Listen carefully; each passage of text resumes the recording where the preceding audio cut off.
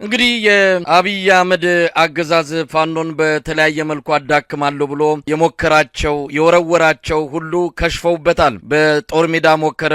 እንደምናየው በየጊዜው ኪሳራ ከማስተናገድ የኢትዮጵያውያን ልጆችን ሕይወት ከመቅጠፍ የኢትዮጵያንም ሀብት ከማውደም ያለፈ ምንም ያገኘው ድል የለም። እንደዚሁም በማስከዳት በተለያየ መንገድም እንደዚህ የፋኖን ትግል አዳክማለሁ ብሎ የሄደበት ርቀትም ብዙም ውጤት አላስገኘለትም። በቅርቡ የተለያዩ ግለሰቦችን ከፋኖ ተለያየ መደለያና እንደዚሁም ቀድሞ ያሰረጋቸውን በመጥራት የፋኖ አመራሮች እጅ ሰጥተዋል። ከምክክር ኮሚሽኑ ጋርም እየተመካከሩ ነው፣ አጀንዳም እየሰጡ ነው የሚል ወሬ እየሰማን ባለንበት በዛሬው ዕለት እጅ ሰጥተዋል ከተባሉት አንዱ ኮሎኔል ፋንታው ሙሀባ በተከሰሱበት ጫካ ያሉ ተከሰው እንደነበረ ይታወሳል። በዛ ክስ ጥፋተኛ ተብለው በሽብርተኝነት ማለት ነው እስከ ሞት በሚያስቀጣ ወንጀል ጥፋተኛ በሚል ብይን እንደተሰጣቸው ነው ዛሬ የሰማ ነው። እንግዲህ ከስምምነታቸው አንዱ የታሰሩ የፋኖ ታጋዮች እንዲፈቱ የአማራ ፖለቲከኞች እንዲፈቱ ነው እጅ ሰጥተው ወደ አብይ አህመድ ጉያ የገቡት። ነገር ግን እንኳን ሌላውን ሊያስፈቱ እንኳን ሌላውን ነጻ ሊያወጡ እሳቸው አሁን ወደ ዘብጥያ ሊወርዱ የሚችሉበት ሁኔታ እንዳለ ነው። እንግዲህ የፍርድ ቤቱ ሂደት አሁን ባለው ሁኔታ ከቀጠለ መዳረሻቸው ከቅሊንጦ ወይም ከቃሊቲ መሆኑ የማይቀር ነው። ባለፈው እንደተገለጸውም ለሕክምና ብለው ነው እጅ የሰጡት። ታሟል፣ የጤና ችግር አለባቸው ተብሎ ሆስፒታል ፍለጋ ሕክምና ፍለጋ ነበር እጅ የሰጡት። አሁን ከሆስፒታል ይልቅ እስር ቤት እየጠበቃቸው ነው የሚገኙት። በጣም ያሳዝናል፣ በጣም ያሳፍራል። ምናልባት ይሄ ትልቅ ትምህርት ይሆናቸዋል ለካዲዎች እጅ ለሚሰጡት የህዝብን ትግል ሜዳ ላይ ትተው የሚገቡ እንደነዚህ አይነት ሰዎች መጨረሻቸው እንደዚህ አይነት ነገር እንደሆነ ከኮሎኔል ፋንታውን ሙሀባ ሁኔታ መረዳት የሚቻል ነው። መሳይ አንድ አባባል አለ፣ አሳ ጎርጓሪ ዘንዶ ያወጣል ለሚባለው እንግዲህ ቀሪ ዘመኔን አርፋለሁ፣ መድኃኒቴንም በአግባቡ እየወሰድኩ የቀረውን ዘመኔን የብልጽግና ፓርቲ እያወደስኩኝ እርሱ በሚሰፍርልኝ ድርጎ ቀሪ ዘመኔን በደስታ አሳልፋለሁ ብሎ ክህደት ፈጽሞ የመጣ የፋኖ አመራር አዲስ አበባ ከተማ ላይ ገና የኮሪደር ልማትን ጎብኝቶ ሳይጨርስ ፍርድ ቤት 30 በሌሉበት 28 ባሉበት በነመስከረም አበራ የክስ መዝገብ ላይ ኮሎኔል ፋንታው ሙሀባ በሌሉበት ተከሰው ነበረ። ዛሬ እንግዲህ ጥፋተኛ ተብለው ክስ እንዲከላከሉ ጥፋተኝነታቸውን እንዲከላከሉ ብይን ተሰጥቷል። ጥፋተኝነታቸው መከላከል ካልቻሉ ወደ ዘጠኛ ነው የሚወርዱት። እንግዲህ ክህደት የፈጸመ ሰው መጨረሻው ይሄ ነው የሚሆነው። መንግስት ይህ ሰው እየታሰረ አልታሰረ ጉዳይ አይደለም። ለ15 ቀንና ለ10 ቀን መጠቀም ነበረበት፣ በሚዲያ ላይ መጠቀም ነበረበት። ነገር ግን ልክ እንደ 100 አለቃ ማስረሻ ሰጤ ሚዲያውን እንኳን በአግባቡ ሳይጠቀም በተለያዩ ሚዲያዎች ቀርቦ ፋኖች እንዲህ ናቸው እንዲያ ናቸው እያለ ሳያሰማ የፋኖ ኃይሎች አንዱ ነው ተበትነዋል የተባሉት ይመጣሉ የተባሉት ፋኖች ግዙፍ ድርጅት መስርተው በአማራ ክልል ያሉ የመከላከያ ሰራዊት አባላትን እያበራዩት ነው። ከፍተኛ የሆነ ድል እየተጎናጸፉ ባለበት ሰዓት ከድቶ የመጣው ሰው አርፋለሁ ዘመኔን በደስታ አሳልፋለሁ ያለው ኮሎኔል ፋንታው ሙሀባ እንግዲህ በክስ ጥፋተኛ መባሉ መንግስት ምን ሊያደርገው እንደሚችል በሂደት የምናየው ነገር ሆኖ ግን ለካዲዎቹ ሲያንሳቸው ነው። 3 ዓመት ሙሉ በየትኛውም የውጊያ ቀጠና ውጊያ መርቶ የማያውቁ ሰዎች አዲስ አበባ ከተማ መጠው በመንግስት የጡት ልጅ ሁነው ከፍተኛ በጀት ተመድቦላቸው ትልቅ ሆቴሎች ላይ ተቀምጠው የፋኖ ኃይሎችን እንዲያፈርሱ እዛም መስክ ላይ እያሉ በሜዳው በጫካው ውስጥ እያሉ በሴራ ፋኖች አንድ እንዳይሆኑ ከፍተኛ እንቅስቃሴ ሲያደርጉ የነበሩ ከሃዲያን ዛሬ ደግሞ አዲስ አበባ መጣው ደግሞ በሚዲያ የፋኖ ኃይሎች አቅም እንደሌላቸው ሊፈርሱ ነው፣ ደክመዋል፣ ተበትነዋል፣ የሚመጡ ኃይሎች አሉ፣ በርካታ ኃይሎች ነው የሚመጡ እያሉ ባለበት ሰዓት የመንግስት ፍርድ ቤት ግን እነዚህን ሰዎች ወንጀለኛ አድርጎ መሰየሙ ደግሞ ሁለት የሚጋጩ ሀሳቦች ናቸው እየተከታተልን ያለ ነው። በኢትዮጵያ እየተፈጸመ ያለው አጠቃላይ የስርዓቱ መድከምና መሸበር ገና ብዙ ነገር ሊያሳየን እንደሚችል ነው የምረዳው። መሳይ እንግዲህ ፋኖ እያደረገ ያለው ተጋድሎ በርካታ ድሎችን እያስገኘ እንዳለ ከሚደርሱን መረጃዎች ማወቅ ተችሏል። አብይ አህመድ አሁንም ተስፋ አልቆረጠም። በጦርነት ድል አገኛለሁ ብሎ እስከ ግንቦት የዘለቀ የተለያዩ ዘመቻዎችን ለማከናወን እንደተዘጋጀ ነው የሚሰማው። ምናልባት በተመሳሳይ ስትራቴጂ አሁንም እቀጥላለሁ የሚለው ካጠገቡ አማካሪዎች እንደሌሉ ወይም ደግሞ አንድ አይነት ሰዎች ተሰብስበው ስርዓተ መንግስቱን የተቆጣጠሩ የማይጠራጠሩ ነገሮችን በግራና በቀኝ አስልተው የማይጓዙ 2-3 ደረጃዎችን ወደፊት አርቀው ማሰብ የተሳናቸው እንደሆኑ የሚያመላክት ነው። እንግዲህ ጀነራል ተገደሉ፣ ኮሎኔሎች ተገደሉ። ከዚህ በፊትም በርካታ ከፍተኛ የአዋጊ መኮንኖች ናቸው የተገደሉት። ይህን ሁሉ እየገበረ ያለው የኢትዮጵያ ህዝብ ነው። አብይ አህመድ እንደሆነ ባለፈውም በፓርላማ እንደገለጸው በአንድ ጥሪ እስከ 2-3 ሚሊዮን ወጣቶችን ማሰለፍ እንችላለን፣ ኢትዮጵያ ውስጥ እንደሆነ ብዙ ወጣቶች ለጦርነት የሚገኝበት አካባቢ ነው በሚል በጣም አሳንሶ የኢትዮጵያን ህዝብ ህይወት በዛ ደረጃ ክብር ነፍጎ ነው የገለጸውና አሁንም ቢሆን የድሃ ልጅ ይሞታል፣ አሁንም ቢሆን የኢትዮጵያ ሀብት ነው እየወደመ ያለው። አብይ አህመድ ነገ በታሪክ ተጠያቂ ሊሆን ይችላል። ነገር ግን ትቶ የሚያልፈው ጠባሳ በትውልድ በዘመናት በቀላሉ የምንሽረውና የምናክመው እንደማይሆን መታወቅ አለበትና ከዚህ አንጻር የተጀመሩ ትግሎች በጫካም ሆነ በከተማ የሚታዩ ህዝባዊ እምቢተኝነቶች ተመጋግበው ይህን ስርዓት ብዙ እድሜ ሳይኖረው በአጭሩ ማስወገድ የሚቻልበት መንገድ መፈለግ እንዳለበት ነው የሚታመነው። እንግዲህ እያጠቃለልን ነው። በመጨረሻ የምትለው ካለ?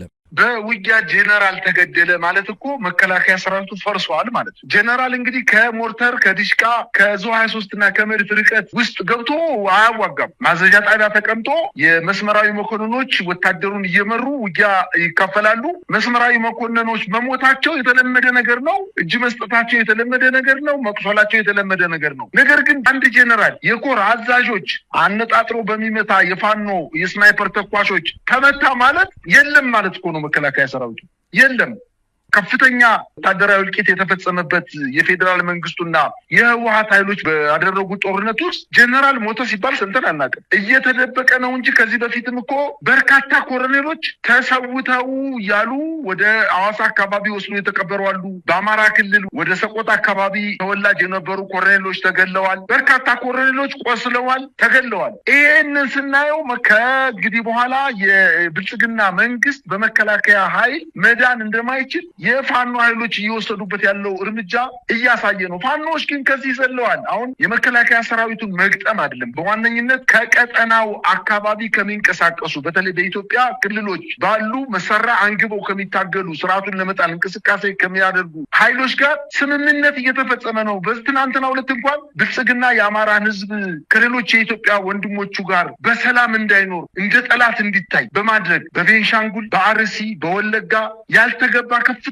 ጉዳት እንዲደርስበት ያደረገው የብልጽግና መንግስት ዛሬ ይህንን ነገር ለማስተካከል የአማራ ፋኖ ብሔራዊ ንቅናቄ ብልጽግና ያበላሸውን አብሮ በሰላም የመኖር እሴትን ወደ ነበረበት እንዲመለስ ለማድረግ የአማራ ፋኖ ብሔራዊ ንቅናቄ ሊቀመንበር ዘመነ ካሴ በቤንሻንጉል ክልል ተገንቶ ከ4 ዓመት በፊት በታጣቂ ኃይሎች ተጠልፈው የነበሩ ከ10 በላይ የሚሆኑቶቻችን ለ4 ዓመታት ከቤተሰብ ተነጥለው ተጠልፈው የነበሩ ወይንም ታፍኖ ተወስዶ የነበሩ ሴቶችን ድርድር በማድረግ ብቻ ሳይሆን ከነሱ ጋር በቀጥታ በመገናኘት ውይይት በማድረግ ስምምነት ላይ በመድረስ በቀጠናው አብሮ ለመስራት ከተስማሙ በኋላ ተይዘው የነበሩ ሴቶችን ተለቀው ወደ ቤተሰቦቻቸው እንዲመለሱ አድርጓል። በትናንትናው ዕለትም እንዲሁ በጉንዶ መስቀል አካባቢ ከደራ ወረዳ ወደ አዲስ አበባ ሲጓዙ የነበሩ በርካታ በአውቶቡስ ሰላማዊ ሰዎች ይንቀሳቀሱ የኦሮሞ ተወላጆች በመንግስት ሸኔ በሚባለው የመንግስት ደጋፊ ኃይል ተጠልፈው ታፍነው ተይዘው የነበሩትን የአማራ ፋኖ ብሔራዊ ንቅናቄ ከፍተኛ ዋጋ ከፍሎ እነዚህ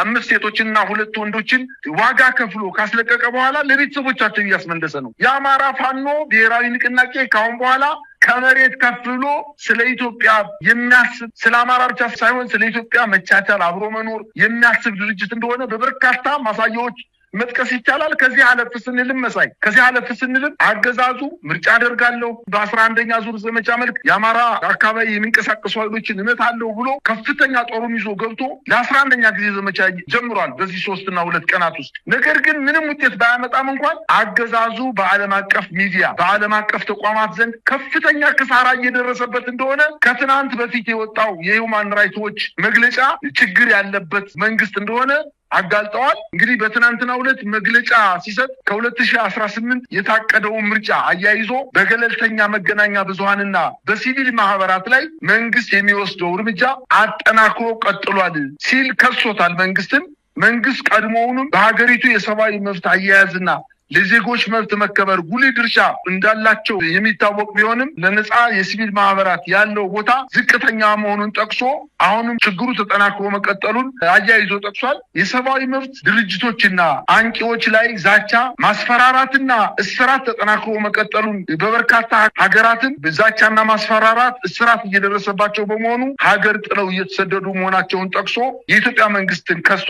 በተለይ ነጻና ገለልተኛ መገናኛ ብዙሃን ላይ ቁጥጥሩ ከአቅም በላይ በመሆኑ በእነዚህ ተቋማት ላይ የሚሰሩ ጋዜጠኞች በባለስልጣናት እንግልት፣ ማስፈራራትና እስራት በተለየ ሁኔታ ብቻቸው ለበርካታ ጊዜያት በመታሰራቸው ከእስር ቤት ሲወጡ እንኳን አንድ ቀን ሳያድሩ ከሀገር እየተሰደዱ እንደሆነ ይሄ የሁማን ራይቶች ዘገባ ያመላክታል። በእነዚህ 2 ወራቶች ነሐሴና መስከረም ባሳለፍነው 2 ወራቶች እንኳን 6 ጋዜጠኞች እንደታሰሩ፣ በዚህም ምክንያት የሲቪል ምህዳሩ መጥበቡን፣ የመገናኛ ነጻነት መታጣቱን፣ የኢኮኖሚ ቀውስ ሀገሪቱን እየናጣት መሆኑን፣ የሰብአዊ መብቶች ጥሰት በከፍተኛ ደረጃ እየተጧጧፉ መምጣታቸውን፣ ፍትህና ተጠያቂነት አለመስፈኑን፣ የጅምላ ፍርድ መበራከቱን ከፍተኛ ደረጃ ላይ እንደደረሰ ጠቅሶ መንግስትን ኮንኗል። 100 ሀገራትን ያካተተ ግምገማ ያደረገ ሲሆን በተለይ በኢትዮጵያ ጉዳይ ላይ ሲያብራራ ሰብአዊ ቀውስ አጋጥሟታል። በአማራና በኦሮሚያ በፌዴራልና በታጠቁ መከላከያ መካከል ውጊያው እያገረሸ መምጣቱን፣ በትግራይ የውስጥ ውጥረት፣ በሀገሪቱ ድንበር ላይ የተከሰተ ግጭቶችና አለመረጋጋቶች ከፍተኛ ደረጃ ላይ መድረሳቸውን፣ በኢትዮጵያና በኤርትራ ያለው ሁኔታ ከዕለት ወደ ዕለት እየተቀዛቀዘ መምጣቱንና ምናልባትም ወደ ጦርነት ሊሄዱ እንደሚችሉ፣ በጦርነቱ ምክንያት የመብት ጥሰቶች በከፍተኛ ደረጃ መበራከታቸውን፣ በተለይ በአማራ ክልል የጦር ወንጀሎች መፈጸማቸው ጠቅሶ በሰላማዊ ዜጎች ላይ የድሮን ጥቃት መፈጸሙንና ለዚህም በርካታ ማሳያዎችን በሪፖርቱ እንዳካተተ መረጃዎች ያመላክታሉ። በአጠቃላይ ይሄ አገዛዝ አንድ ቀን መዋል ማደር የሌለበት እጅግ በጣም ጨካኝና አረመኔ ስርዓት፣ ለኢትዮጵያ ሕዝብ የማያስብ ስርዓት መሆኑን በርካታ ፖለቲከኞችም እየጠቀሱ ይገኛሉ። በዛሬው ዕለት እንኳን አቶ ገዱ አንዳርጋቸው የድሮ የውጭ ጉዳይ ሚኒስትር የነበሩት በጣም አስተውሎት የተሞላበት የስርዓቱንና በተለይ በዋናነት የጠቅላይ ሚኒስትሩን ውሸትና ኩሸት በጣም በሚያምር ቃላትና በእውነት ላይ የተመሰረተ ውሸታምነታቸውን ያጋለጡበት ሁኔታ እየመጣ መሆኑንና